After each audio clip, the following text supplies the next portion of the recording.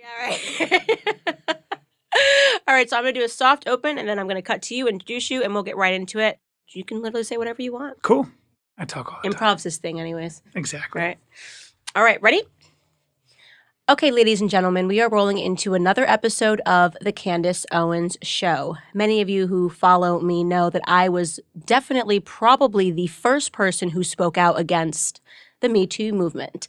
When the Me Too movement started trending on Twitter, both the left and the right thought that this was a protected space and a conversation, a platform for women to come out and speak about sexual assault in the past. Now, I immediately spoke out against it, not because I think it's a good thing when women are sexually assaulted, not because I think it's a good thing if women are raped, but because I also think it is a bad thing if men are accused of crimes and forced to deal with the penalties of those crimes without due process. What I saw really trending on Twitter was a bunch of women saying things happened and these women being applauded and men being castigated without any further exploration into the allegations against them. Now, of course, even though left and right agreed with this when it was trending, we saw the right break away from this, conservatives realizing that it was, in fact, problematic when we got to the trial of Brett Kavanaugh. A 30-plus-year-old allegation, zero proof, and yet this man was virtually hung in front of the world. For me, as a Black American, it was reminiscent of the things that I learned about the Civil Rights era, when white women could make allegations and simply be believed on the basis of their word. My ancestors got hung. Here to discuss this and more with me, I have comedian Bryan Callen. Yes.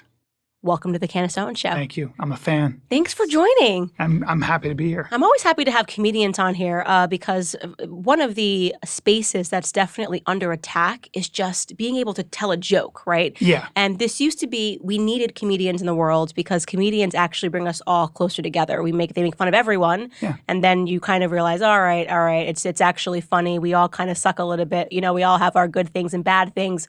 And now we're suddenly in an era where comedians, they're digging up tweets from 20 years ago. He said this word and now he needs to be canceled. Yeah. Well, I think good art has always been something that disturbs. You know, especially satire. Satire was always something that rulers were terrified of. Cartoonists and you know, I mean, I think there's a lot of power in being able to point out the contradictions in human behavior. And all of us are a walking contradiction to an extent. So, you know, Bill Burr went crazy on Saturday Night Live. And there were plenty of people saying, you know, my whole family walked out when we heard this. Good. It's all good. That's the American way. You have a right to walk out. You have a right to be disturbed. You have a right to boo. But for the most part, what's great about being allowed to just speak your mind, it's called original self-expression. And if you feel like you're going to get in trouble, if you feel like your livelihood is going to be affected by speaking your mind, by who you're making fun of, I think we're all in trouble because stand-up is still the last. I really believe stand-up is the last bastion of free speech. I totally agree with you. Yeah, so it's incredibly important. Right. We need more of that because it just gets people to think. By the way, it also gets you to kind of lower your guard. When a comedian makes fun of my positions, my political positions, my philosophical positions, just who I am as a person, I listen if it's really good. Sometimes it's just too undeniable. Right. And you kind of go, man, I never thought about that when it comes to myself. And it's important to be able to laugh at yourself. And I think that is the magic when you look at, I can't imagine George Carlin being able to survive in the society that we have today. Oh, my God. Which just preaches so much political correctness when people like him were just the exact antithesis of political correctness. But that's because every time, even when you use the word political correctness, my feeling is that being offended isn't an argument. It just isn't. And as soon as I see people who are professionally outraged, generally outraged, and get to Twitter and start to freak out, my suspicion is that they just don't have an effective argument to mount against what they intuitively feel is offensive. See, because most of the time we're defending we're defending not so much ourselves even, not even a philosophy. We're defending the people we love, who we grew up with, who indoctrinated us into a certain philosophy.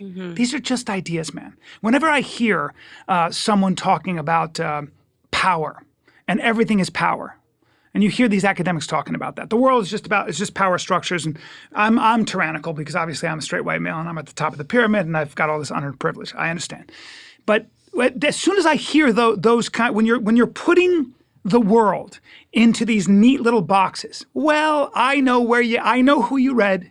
I know I can just see the Austrian school of economics. I can see Mancuso. I can see all the people that you've read. And those are just ideas that were put into your brain and you've held on to. Why? Not so much because they make sense, but because they make you feel safe. They make you feel significant, and they make you feel virtuous. Right. And people don't like having their safe spaces challenged because it can take away from your self-virtue. That's right, which is why you should go to stand-up comedy. And we can take a hammer and break that little egg that you've been living in, and you might evolve a little bit as a person, whether you're on the right or on the left.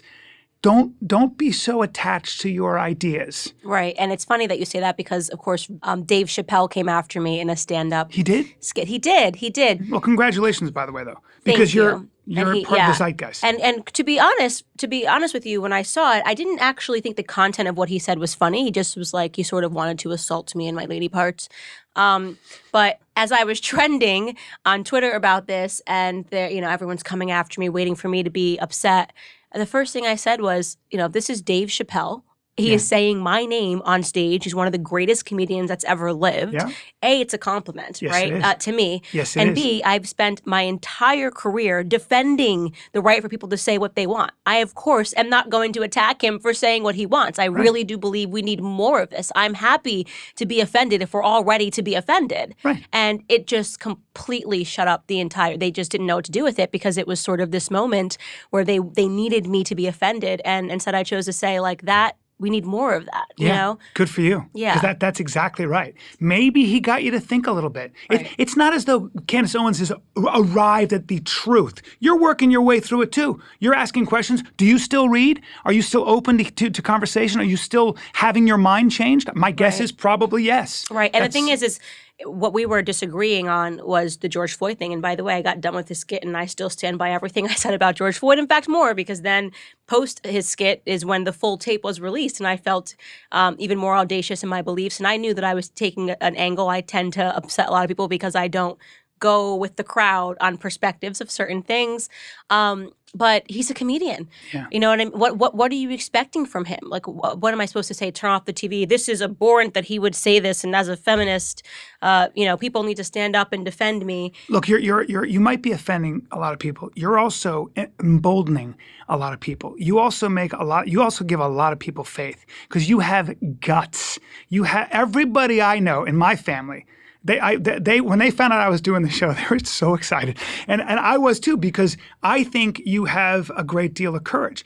You speak your mind. I love watching you on these clips when you're in Congress and things like that because you're so clear, you're so articulate, and you have a point of view, a strong one, and you speak your mind. That may be disturbing. Thank God. Thank God we have dissenting opinion. Right. Because that's very important. That's kind of the point of having Republicans and Democrats. Right. That's almost what the framers wanted, which was government to move slowly. So we had these debates. Do you think there weren't arguments when they were drafting the Constitution? Do you think there weren't arguments when they were drafting the Bill of Rights? You don't think the people had a point of view and they were fighting it out and they came to a compromise? It's called idea sex. Right. It's what I talk about in my special. That's the idea. I have an idea. You have an idea. They may not be. There's some truth in your idea. Some useful parts of that idea, and the same with yours. But we haven't figured out the whole thing. Maybe we put our ideas together and somebody gets pregnant.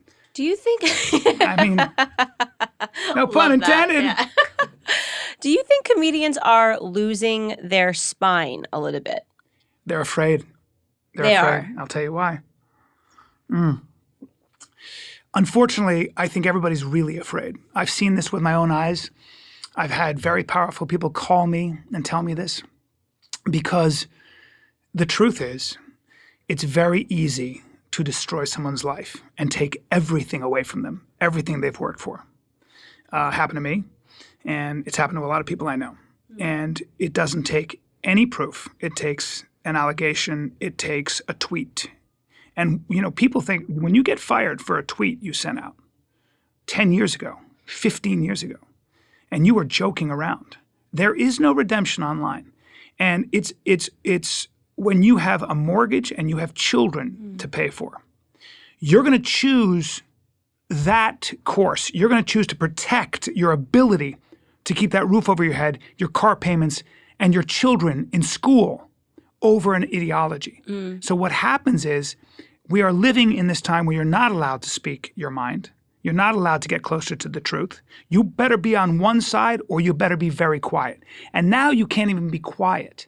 Now with this notion of critical race theory and stuff, even silence is violence, right?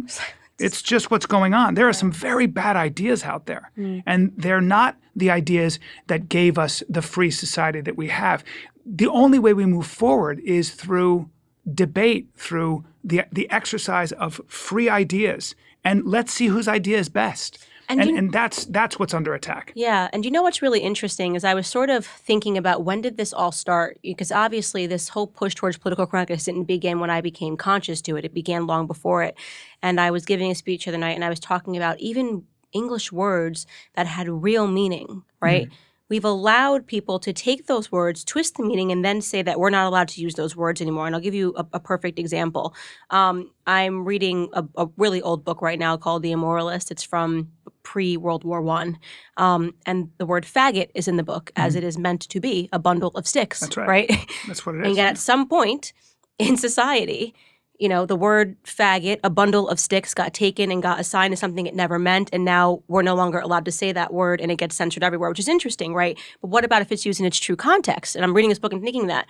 Similarly, it's always bothered me because I read old books, retarded is a real word when something is delayed, right? When something is, if you said something and I say that was retarded, it was you fired off a response late.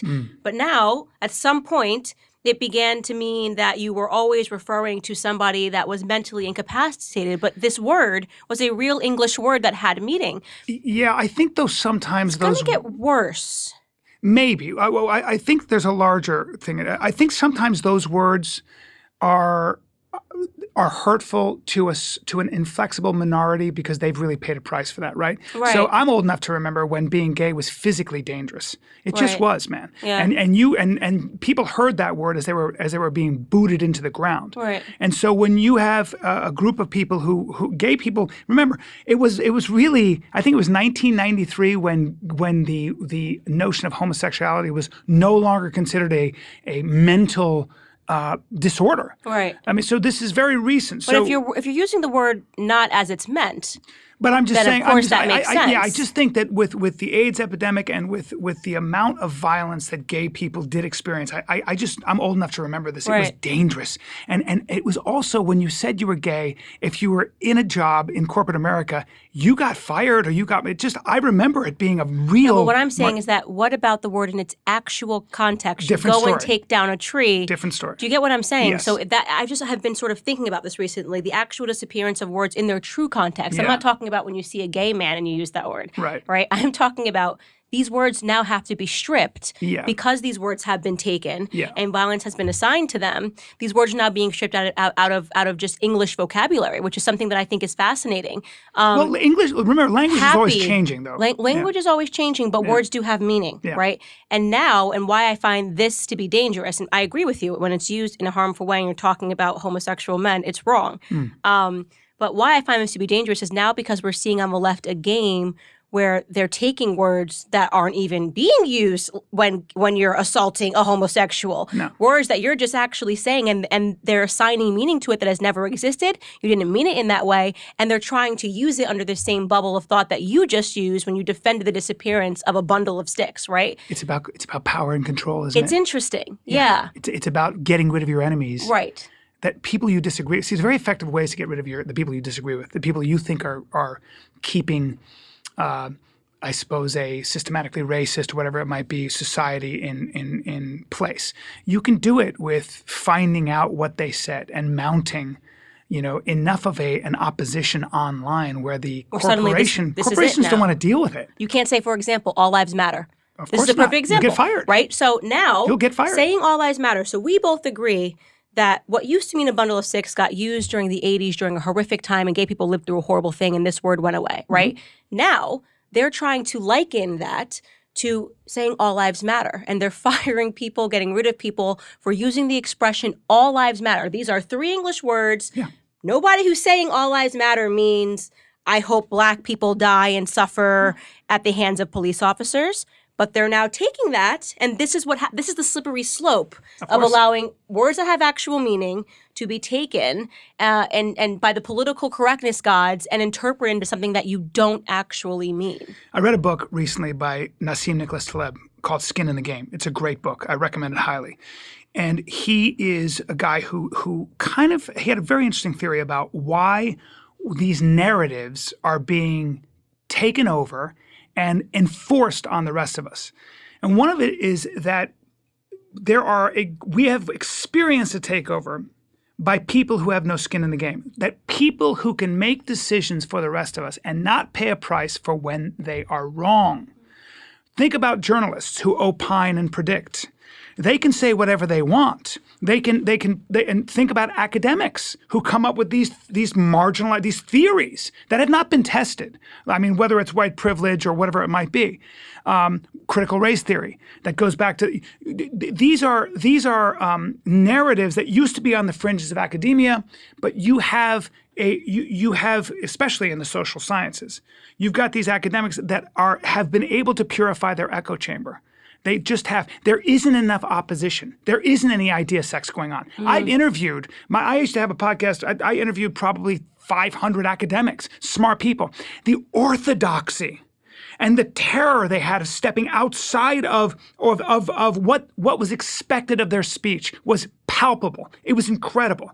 And the vast majority of them, if they weren't Marxists, they were at least socialists. And the great word for them was equality. Equality. But here's the problem. How do you learn anything? You can learn things by listening, by observing, and by reading. But there are some things you can only learn by doing. Think about fighting. You can be cage side and call fights for 100 years. You can predict fights. You can know the fight game. That never means you can take what you know here and put it in your body and get in and slip punches and hit. Right. I could teach you all you wanted about stand-up comedy. The only way to be good at stand-up comedy is by being really bad for a long time. Mm-hmm. You have to learn through the pain of adjustment. The way you catch a ball, you can't read how to catch a ball. The way you do surgery. Can you imagine you're about to go under the knife and the surgeon goes, I've read about this. I've watched a bunch of tape. You're my first patient. Oxygen. Yeah, you'd freak out. So there are people, though, who are in power, whether they're foreign policy experts talking about regime change, whether they're academics pushing these narratives on our schools, whether they are politicians who don't pay a price, economists who've never made a business work, who live in a world of theory. They've never had to learn something at the pain of adjustment. They've actually never had to do something. They've been living in a world of theory. They have a lot of power. They're very articulate. And somehow they've gotten into a position where they can push narratives on the rest of us. This is all from the book. But it made so much sense. Yeah. And when they're wrong, we spent $6 trillion and counting on these Middle East wars. $6 trillion since 2011. Who's signing those checks? What am I getting for my money? $6 trillion. $1 trillion is 1,000 billion. The average person is alive for about 2.5 billion seconds if you're lucky. I'm just giving you an idea of how much 6,000 billion is. That's how much money we've spent and counting. I want to know who's accountable and what am I getting for that money. Unfortunately, we're living in a time where I don't think our government represents us. Mm-hmm. Most of us feel powerless. Most of us feel as though we don't have an ability to make a difference. Unless you're someone like Candace Owens, by the way. And I'm not kidding. Because all of a sudden, one of the great things about social media, there's a lot of trappings, but one of the great things about social media is at least there are people like you who get up there and start telling the truth. Right. And guess what? A lot of people agree with you and a lot of people listen to you. How interesting. Yeah. Even though Twitter, I'm sure, goes crazy on you. Most people are like, she's got a point. Well, and that's why I speak out, because I'm realizing more and more what we're seeing, exactly what you're talking about, particularly I think the academia with this push for political correctness and the perversion of actual American phrases and American words. They can make anything. I mean, they are now saying the Pledge of Allegiance. the USA chant is racist, right? You get what I'm saying? Like, so these things were okay. Now they're not okay. How many words are we going to be left with that are okay for us to say when they can look into some deeper meaning? They're making a and huge see mistake. and see some oppression. But this is a major overreach, and here's why. Human beings, a lot of us, there are certain things, tradition and the sanctity therein are important. They're important parts of our moral palette. Right. They're important parts of our value system.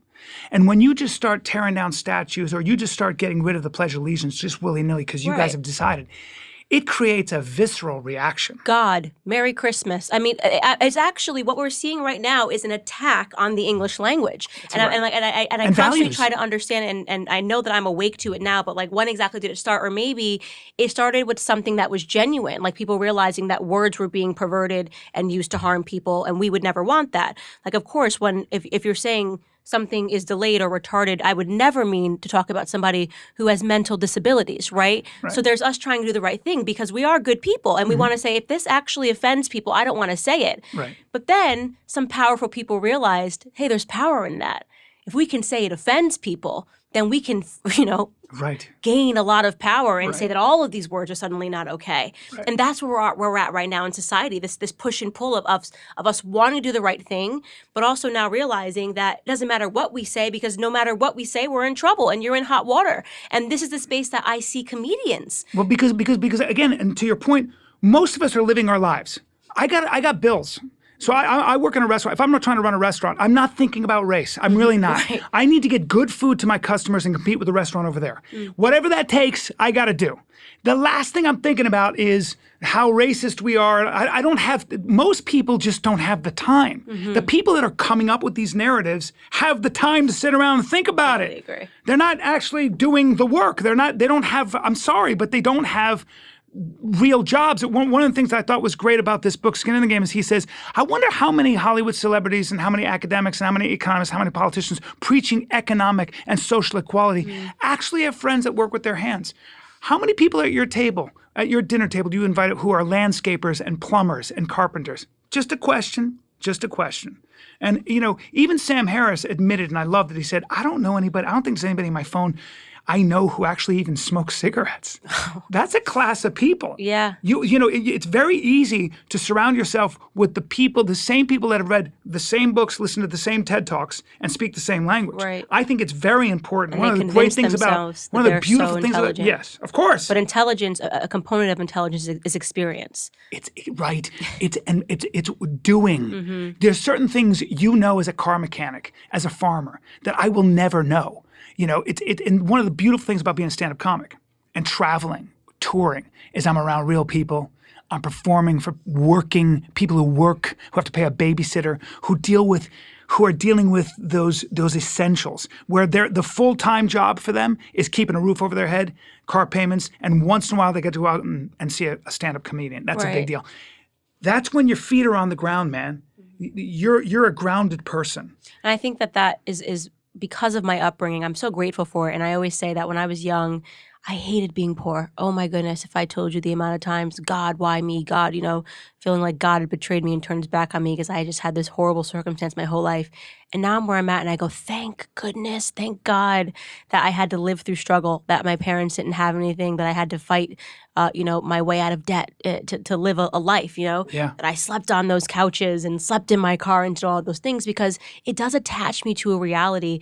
And I will say this on both sides of the political aisle, that you can see people just completely detached from it completely. Of course. And that it's lived experience that we're talking about. That's where you get your courage, I think. I can see that in you. Yeah, because I always say, what a sign of remarkable privilege that, like, my granddad had to deal with segregation and I've got to deal with mean tweets. Like, you know what I mean? Like, that's a good perspective to have. So people are like, how do you do it this small? I'm like, I am privileged. Well, you said something to a bunch of them. They were protesting something you were talking, and I remember I was on YouTube and you said, you guys, it was a bunch of these sort of woke college kids, and most of them I think were white, and you said, you guys are more emotional than the people who went through it. Were. Right. I mean, you guys are, so, So at UCLA, I remember saying that, and I couldn't believe looking.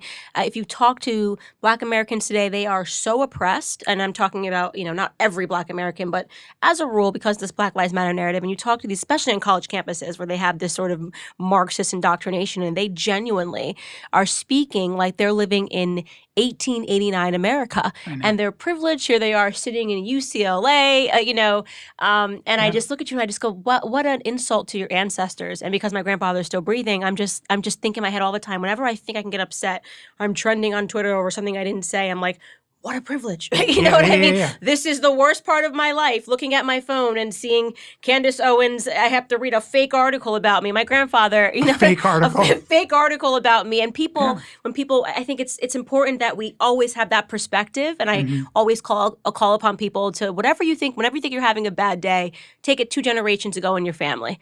Yeah, and I think in a lot of ways, I'm an optimist. And I think that free speech may be under attack, but it's also having its day. Look, nobody's going to stop you from not only speaking your mind, but profiting from it. The fact that you're so popular means that people really appreciate at least your pushback. I love that debate between you and T.I. and Killer Mike and all those other people. One of my favorite things to do is to watch lately debates between Black conservatives and Black liberals. I love, because this idea, because what we do is we do this monolith. So you have the Black vote or the Asian vote. What are you talking about? Right, they never say that about white people. Are you saying Black people agree with each other? Are you saying that? There's so much diversity of opinion in that community, like in every community. And so whenever I hear that, I go, oh, you don't spend any time around people like that. You don't have any real friends who are hanging out in that community. Right. So what are you talking about? Because that's where the condescension comes in to me. And sometimes it's accidental condescension. Actually, the other day, someone had tweeted to me, I don't understand why Candace doesn't work with blah, blah, blah, a Black conservative who believes in this, and that. And I just said, would you ever say that to a white conservative? Like, just because a person is a Black conservative, you think that we naturally all need to be working together. You don't understand that even Black conservatives, we have various points, various goals. We're different people. Yes. Well, and we've just gone to just think of everybody in terms of these little boxes.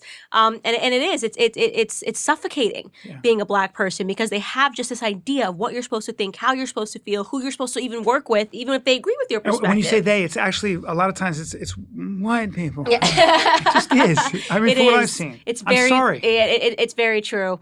I really want to talk to you about, because you unbelievably are probably the closest person I'm going to get to be able to speak to something reminiscent, at least, of the Brett Kavanaugh situation, where you as a comedian had an allegation from 21 years ago. Yeah. And this is happening in the present right now. Yes, it is. 21 years ago.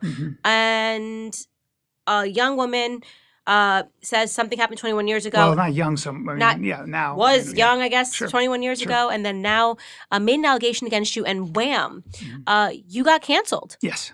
Everything goes away. Everything goes away. Yeah. Overnight, an allegation. Everything, yeah. Was it proved? Was there? No. No, and the problem is that whenever something like that happens, and it's 21 years old, the only thing you can do, really, is go, no, I didn't. What else are you going to do? No, I didn't. And what's interesting is that most people say, you just got to, the only way to fight this, sometimes they say, is to just disappear. No, I won't. I know who I am. The people that know me know who I am. And so sometimes you define yourself along the lines of what you're willing, you define yourself based on what you're willing to fight for. And by the way, die for sometimes on that hill. Right. I'm sorry to be dramatic, but that's who are you in moments of chaos? And unfortunately, sometimes there's nothing you can do. So I have a question. If somebody, and I'm just trying to figure this out as somebody who works with a bunch of other companies, but if somebody made an allegation against me, I'm 31, 21 years ago would be weird. Candace Owens, when she was 11 years old. She was a child, but precocious. She was an outrageous child, I tell you. But let's say they did this allegation against me and I get something and it's 21 years ago and suddenly PragerU, just the next day they hear the allegation like, Candace, you're done. Yeah. What is the retribution against companies? Isn't due process like a part of the American system? Like, is there any retribution when if you get dropped by sponsors, dropped by your show based on allegations? I've seen this happen, forget the Me Too sexual assault stuff. I've seen this happen.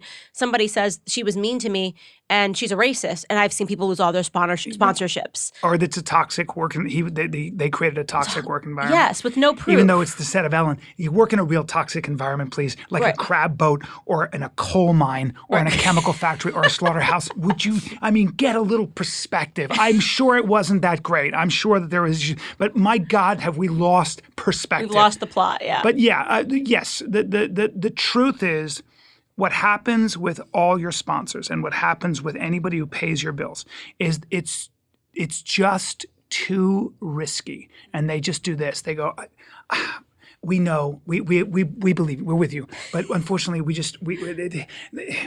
there are other, we can just pivot over here. We just have to for now. That's what happens. That's so sad. And there's nothing you can say. You understand it because social media is loud. Right. And even, it's an inflexible minority. Well, I have to say, credit to PragerU because they have gone through about 20 Candace scandals, things that never happened, and they've always held me down. They've been like, this is the most ridiculous thing I've ever heard. You're important. Yeah. And it takes, because PragerU has a spine. You know what I mean? They have a spine, and they're not going to sit here and let the Twitterverse dictate who they work with. Something crazy. Candace is a white supremacist is trending. How weird if Dennis Prager was my favorite thing. Hey, Candace, I heard that. We know you're not really a white supremacist. We got to let you go. It's just not good right now, you know? Well, some people are kind of untouchable. Right. And I feel that way about you. Yeah, because I'm black. Yeah, although you still get your share of criticism. Although you're still lambasted for being what you're not. But that's because they don't have an effective argument against you. It doesn't land the same when they're doing it against a black woman. Yeah. But you're not a black woman. No.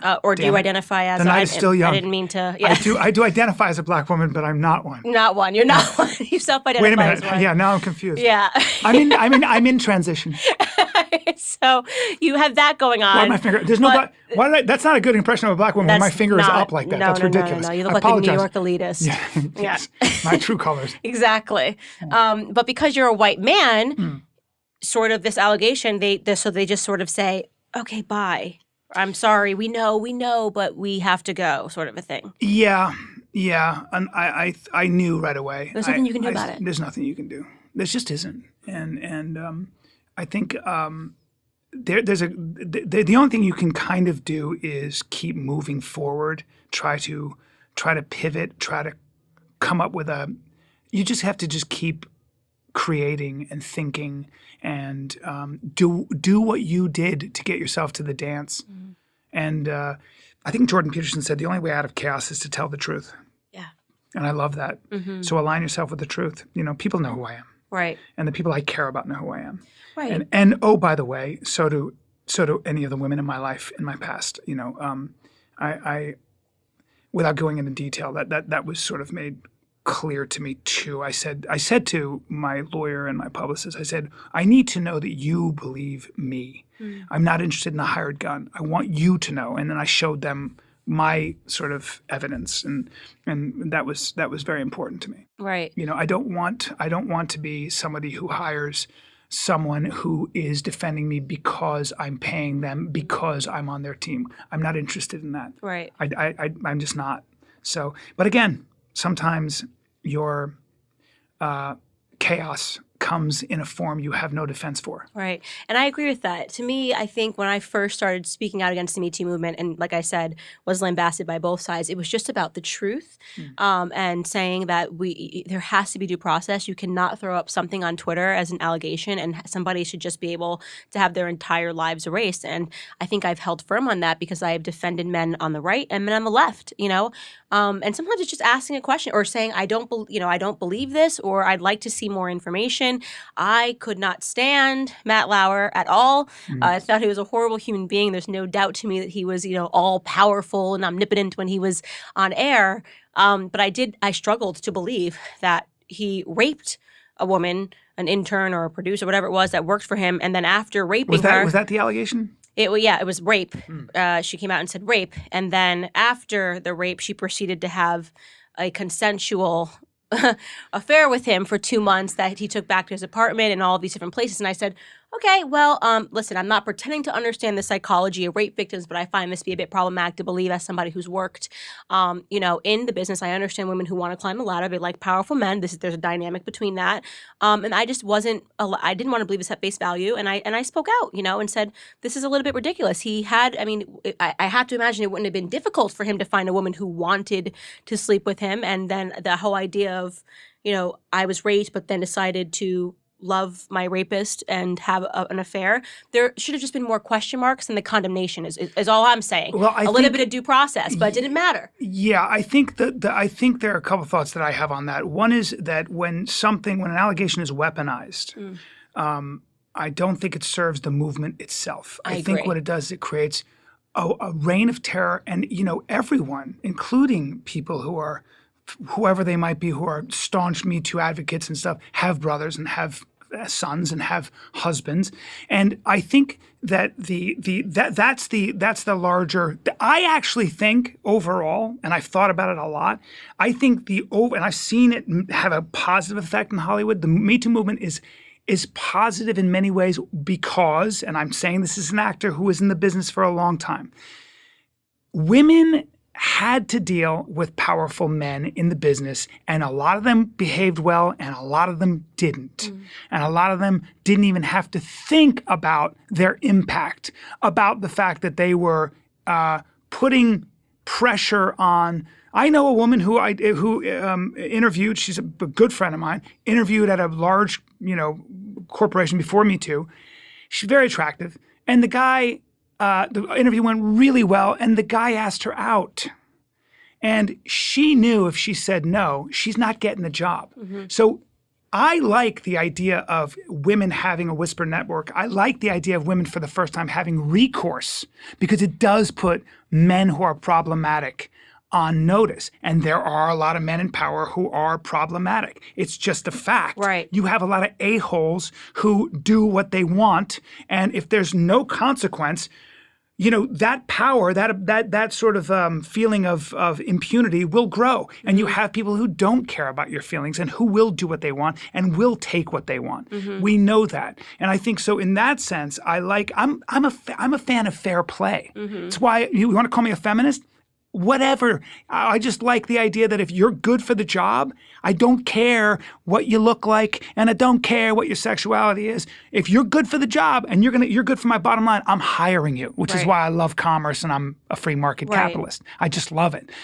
But for the most part, that's where it's good. Where it, like any revolution, it will eat its young if you're not careful and if you don't have a way to navigate its abuse. When the pendulum swings all the way to the side, you will have bodies on the side of the road. And the problem with that is you might say, well, some people get burnt by the sun of revolution. It's all good. And you got to crack a couple of eggs to make an omelet. Okay, here's the problem with that. You're next. And if you're not next, someone you love is. There needs to be nuance. You'll have no power. There needs to be nuance. It seems to me it's the pendulum's either all the way here or the pendulum's all the way there. And what I'm saying is, hey, a little bit of due process, a little bit of thinking, a little bit of honesty. And I think that my trouble with the Me Too movement is that it lacked honesty. And I feel the same way about, by the way, when I talk about Black America, I land on that exact same side where I say we're no longer being honest when we can't talk about the fact that it isn't that difficult to listen to police instructions, right? Right. Let's just start there. You say that, people's heads explode. Some people. Yeah. I bet you most people agree with you, including Black, white, and maybe quietly, but I'm saying this was sort of the whole big, who the heck is this girl saying that we need to be responsible and follow police instructions? Like, these things should be like common sense, right? It doesn't need to be totally like police should be able to do whatever they want. It doesn't also need to be Black people should be able to do whatever they want when they get floored by the police. But this is sort of what we're doing. And I'm sort of like, hey, so what if you weren't a jerk and you listened to instructions when you got pulled over? We might be able to get something done. And I find the exact same thing with the feminist movement, right? So it's like, we don't want omnipotent men making women feel inferior. But at the same time, we don't want women saying, I had, a 3-month affair, nothing's my fault at all, cut me a $6 million check.